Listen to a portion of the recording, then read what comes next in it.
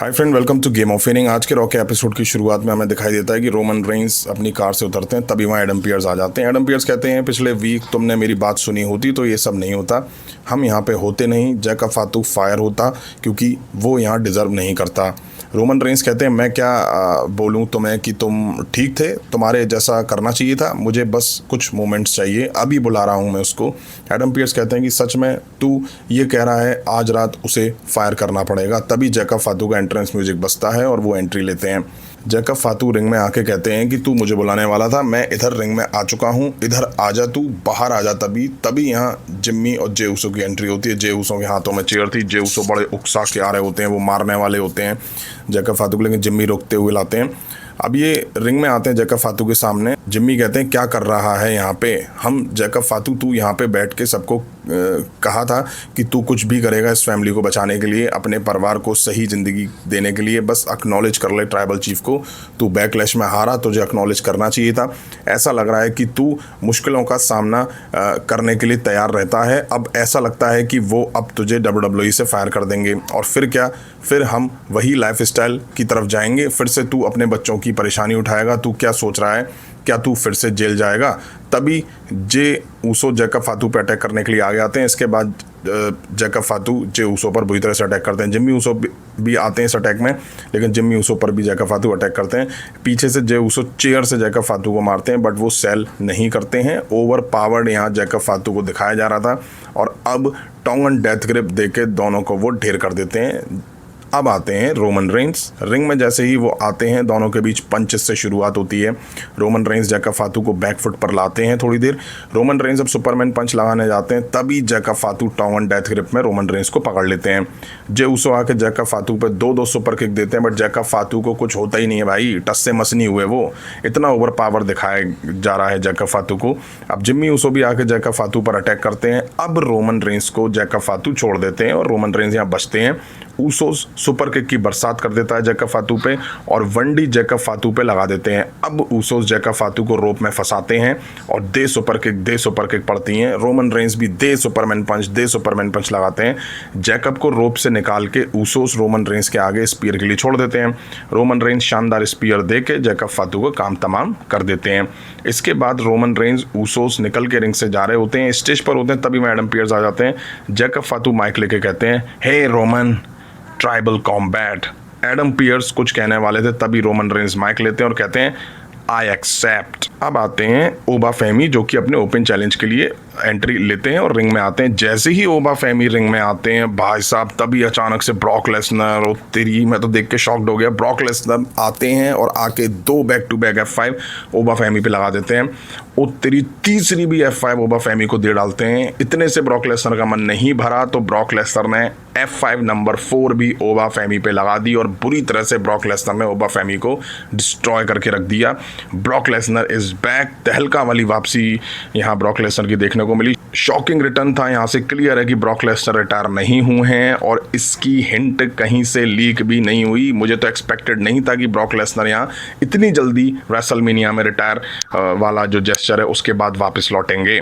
अब back stage Adam Pearce officials के साथ दिखे और कहते हैं कि ये क्या हो क्या रहा है, ये पॉल हेमन को मेरे ऑफिस में लेकर आओ। और जैसे ही एडम पियर्स ऑफिस में आते हैं तो देखते हैं कि पॉल हेमन तो अंदर पहले से ही खड़े हुए हैं। एडम पियर्स कहते हैं जो मैंने अभी देखा वो क्या है। पॉल हेमन कहते हैं Brock Lesnar retired. Adam Pearce कहते हैं रिटायर्ड, मैंने खुद उसके रिटायरमेंट पेपर फाइल करे थे। पॉल हेमन अब कुछ पेपर निकाल के एडम पियर्स को देते हैं।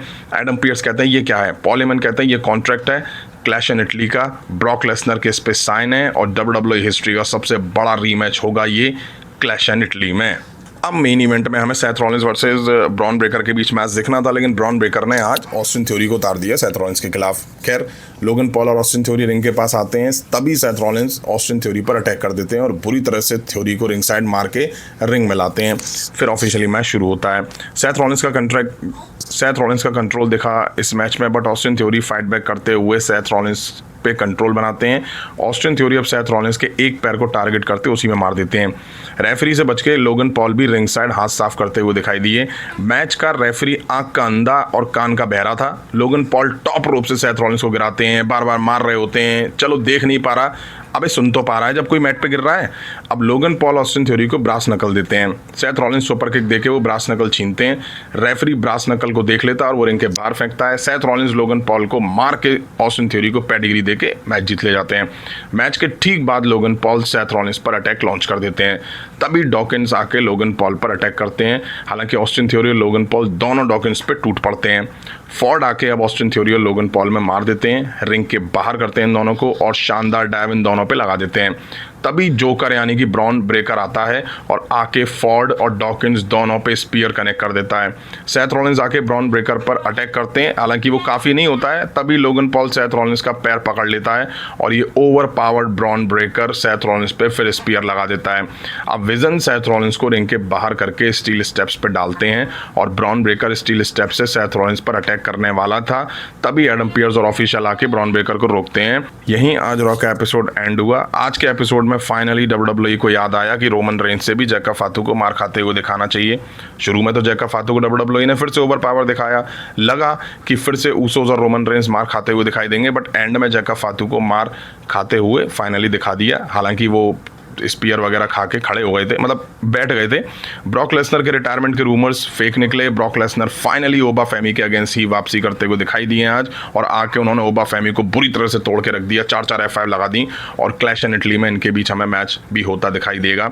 रोमन रेंज वर्सेस जैका फातू के बीच ट्राइबल कॉम्बैट मैच भी ऑफिशियल हो चुका है क्लैश इन इटली में। इससे पहले भी हम रोमन रेंज को ट्राइबल कॉम्बैट मैच में देख चुके हैं, जे ऊसो के खिलाफ और सोलो सिकोवा के खिलाफ। मेन इवेंट में सेथ रॉलिंस ने ऑस्टिन थ्योरी को हरा तो दिया, बट दिखा वही जो हर बार की तरह पिछले काफी महीनों से दिखा चला आ रहा है। जितने दिन ये इंजर्ड रहा ब्रॉन ब्रेकर, बस उन दिनों को छोड़ दें तो हर बार की तरह ये हावी ही दिखता है। पिछले काफ़ी महीनों से ऐसा ही ब्रॉन ब्रेकर को हम देख रहे हैं और ये कभी मार खाता हुआ नहीं दिखाई देता है, और मार खाता भी है तो एक सुपर किक, एक पंच, इससे ज़्यादा खाता नहीं है और रिंग के बाहर चला जाता है। मैं तो पक चुका हूँ ब्रॉन ब्रेकर को लेके वही सेम चीज़ें बार बार देख के, क्योंकि WWE के पास ब्रॉन ब्रेकर को लेके कुछ भी नहीं है भाई। इसमें मार तो पड़ते हुए दिखाओ हैं। जैका फातू जो कि पिछले कुछ हफ्तों से ऊसोस और रोमन रेंज में मार दे रहा था, वो भी पिटता हुआ दिख गया आज। लेकिन ये ब्रॉन ब्रेकर नहीं पिटता हुआ दिखाई देगा किसी सुपरस्टार से, फिर चाहे वो सेथ रॉलिंस हो, फिर चाहे वो ऊसोस हो, फिर चाहे वो LA नाइट हो, या फिर चाहे कोई और भी हो। एपिसोड अच्छा था, ये अच्छे मूवमेंट्स हमें देखने को मिले आज के रॉ के एपिसोड में। उम्मीद है वीडियो आप सभी को पसंद आई होगी। पसंद आई है तो लाइक करें, चैनल पर सब्सक्राइब करें। मिलता हूँ जल्दी नेक्स्ट वीडियो में। Thank you.